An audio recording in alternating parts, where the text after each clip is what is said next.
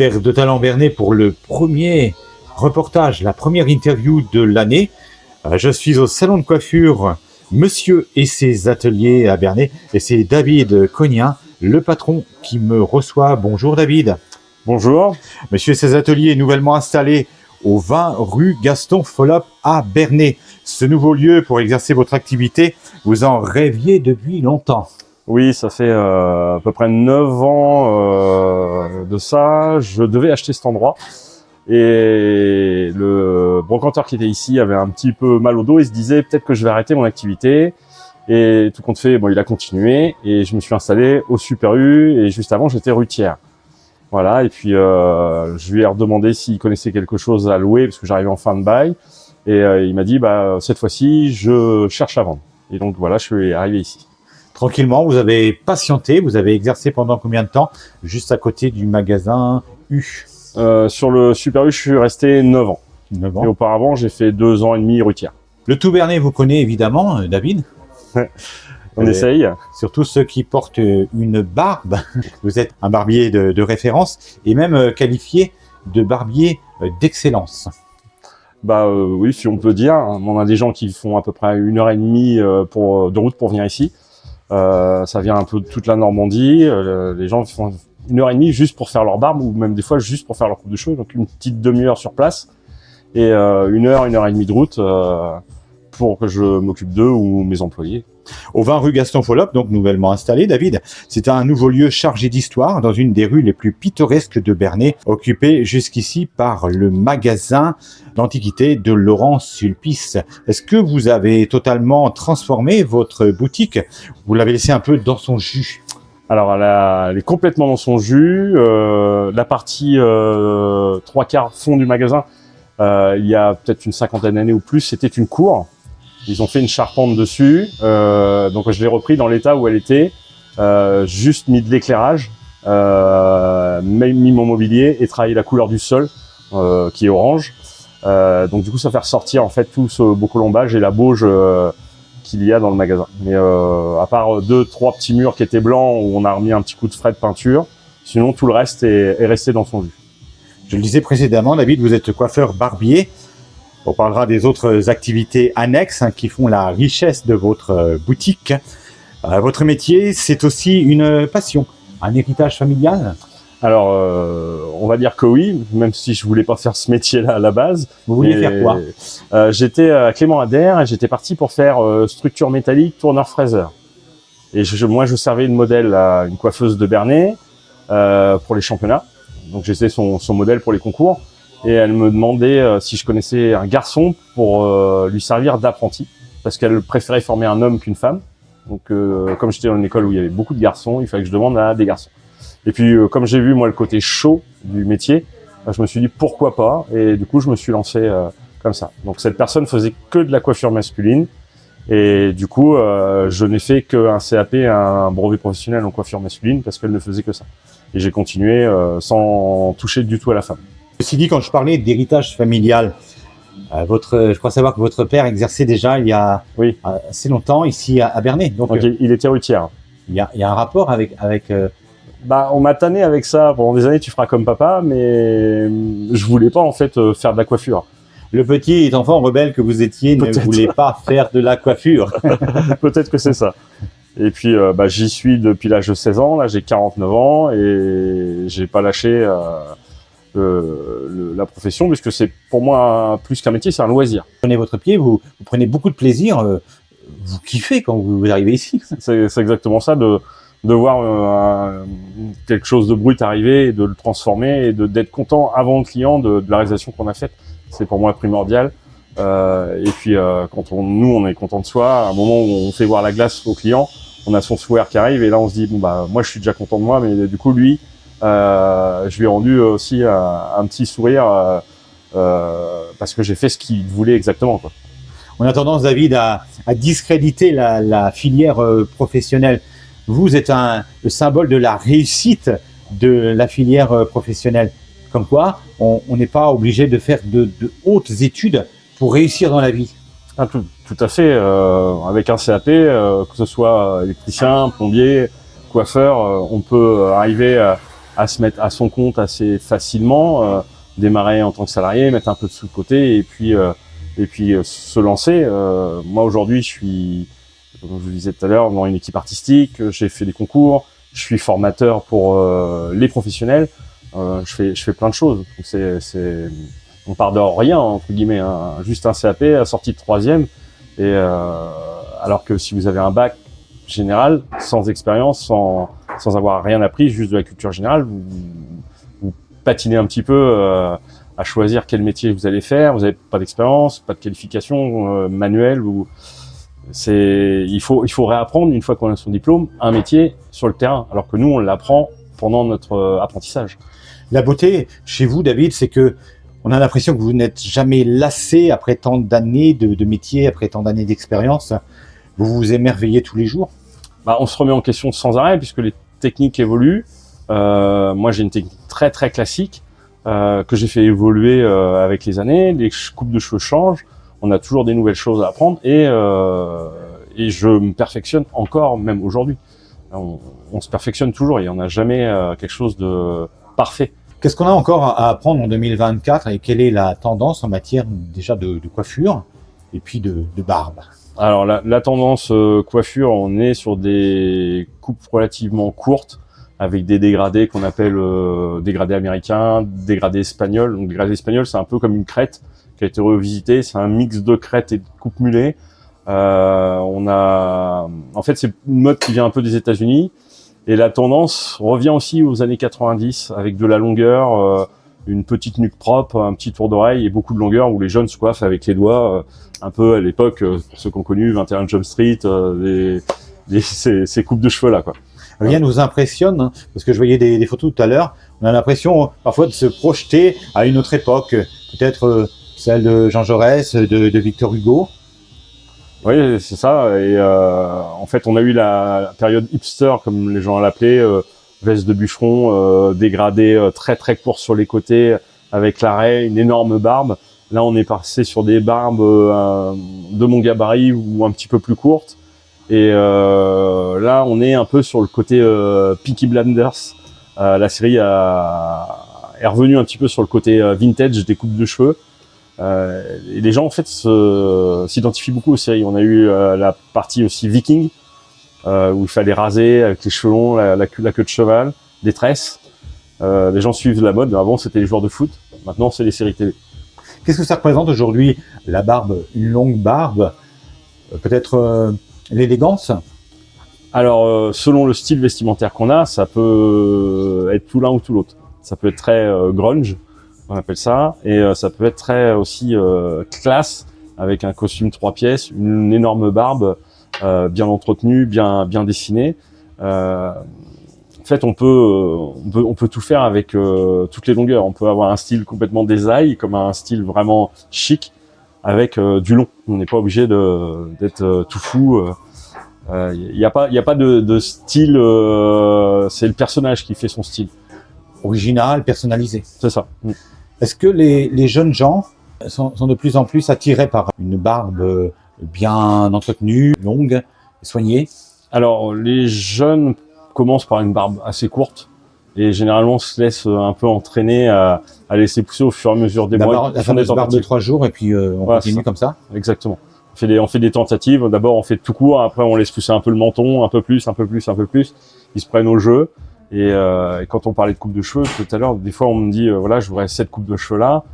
Et quand je regarde le style du client, la coupe de cheveux qu'il veut ne va pas en corrélation avec son style vestimentaire. D'accord. Donc des fois on essaye aussi les aiguiller là-dessus en disant ça fera peut-être un petit peu bizarre ce look de viking avec un costume cravate quoi par exemple. Donc vous les aidez à choisir leur tenue? Les tenues non, mais on regarde comment ils sont habillés par rapport pour faire leur réalisation de coupe de cheveux. Avant de commencer. Ouais. Vous êtes un peu coiffeur visagiste. Normalement on l'est un peu tous, mais après c'est le goût qui fait que on peut conseiller ou pas, et puis oser dire au client aussi, parce que quand j'ai commencé, le client lui faisait ce qu'il voulait et puis point. Maintenant, je me permets de dire au client, ça va pas t'aller, tu devrais faire autre chose. Et généralement, la plupart de mes clients me disent, fais ce que tu veux. Voilà, les clients sont très réceptifs aux conseils. C'est ça, complètement. Qu'est-ce qui caractérise un bon coiffeur et un bon barbier? C'est la formation. Aujourd'hui, c'est quelque chose qui pêche dans notre métier et il faut continuellement voir de nouvelles techniques, bosser avec des gens qui sont meilleurs que soi pour pouvoir évoluer, leur demander conseil.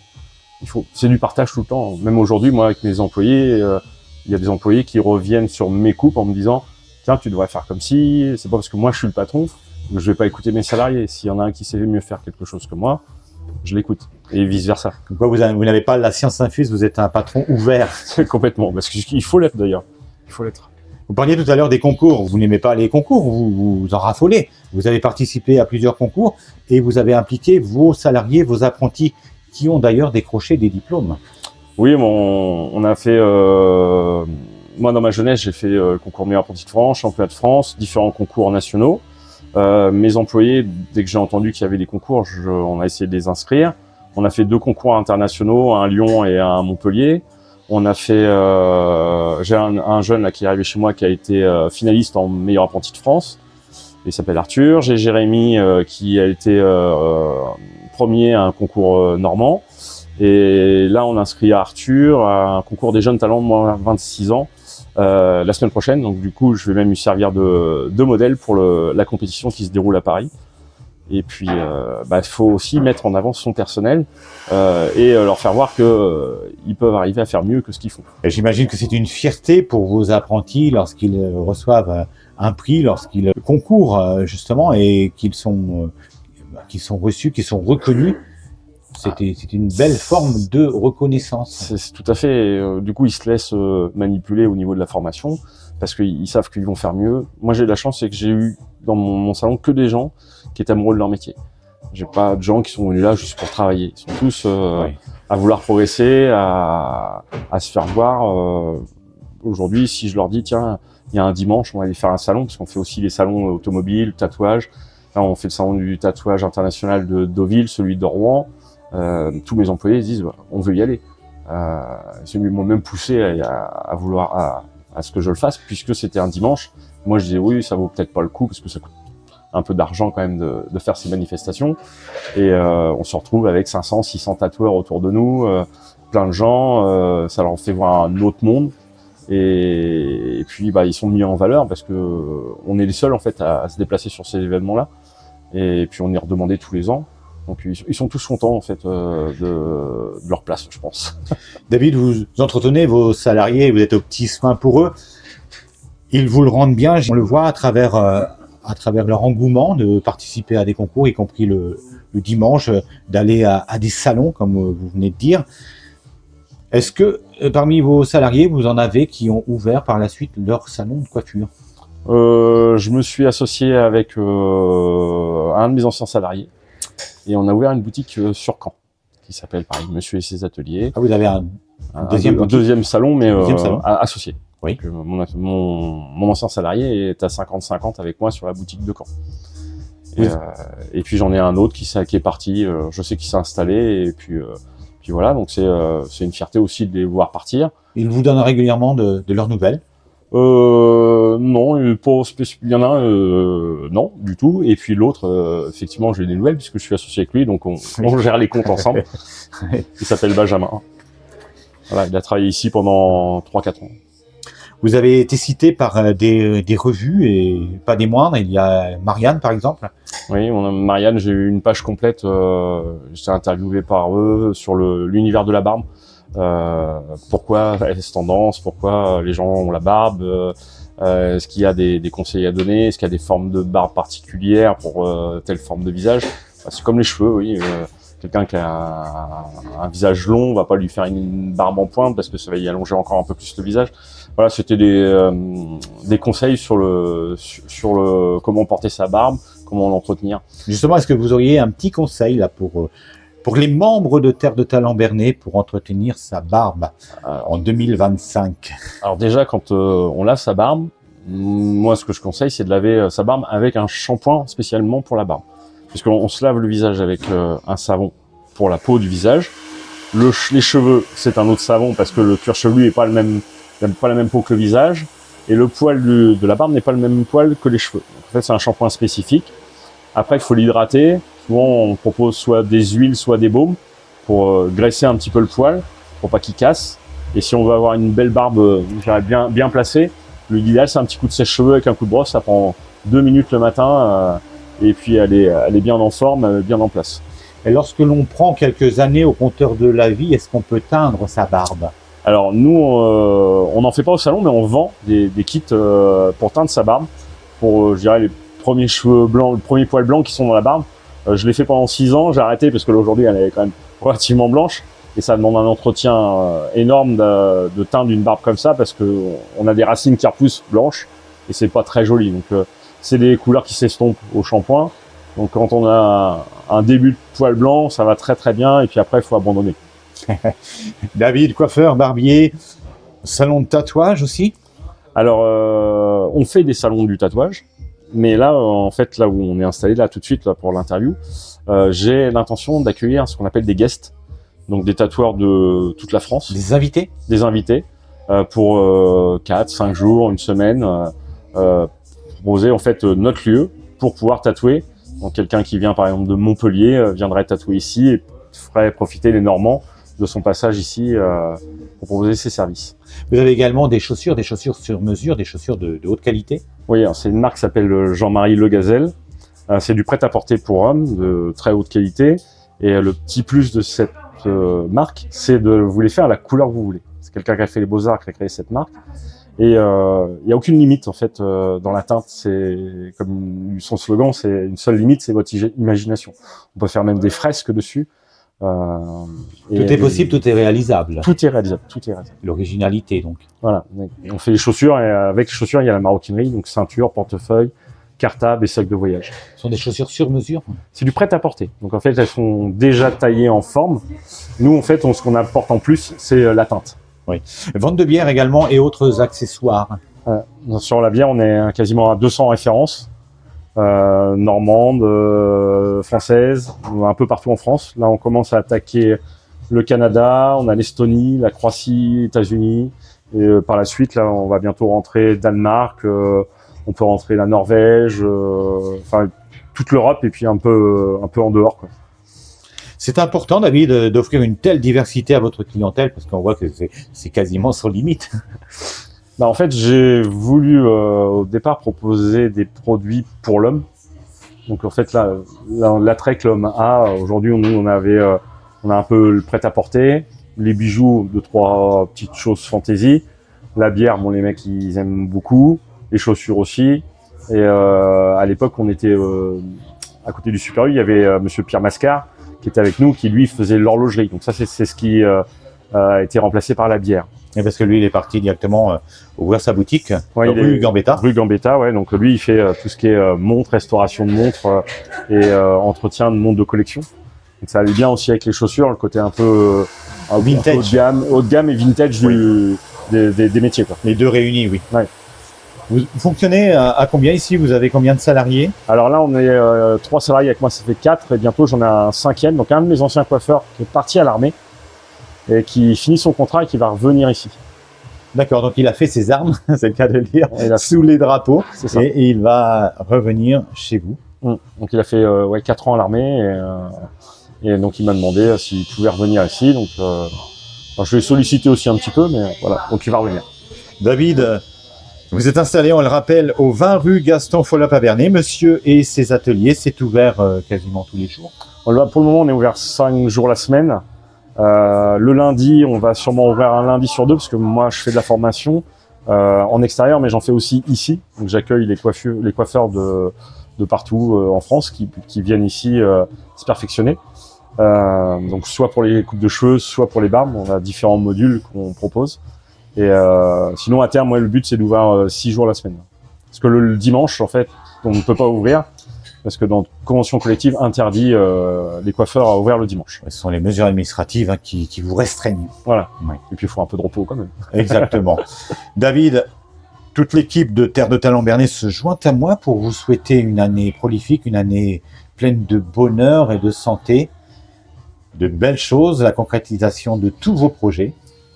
Merci, c'est très gentil. Je vous souhaite que votre page Bernay Terre de Talent continue à fonctionner comme elle fonctionne. Parce que je pense qu'il y a pas mal de Bernayens et de gens aux alentours qui suivent pour avoir l'actualité des commerces de notre ville et puis des activités associatives qui se déroulent. Donc c'est très très bien. Voilà. Merci beaucoup David et longue vie à votre salon. Merci.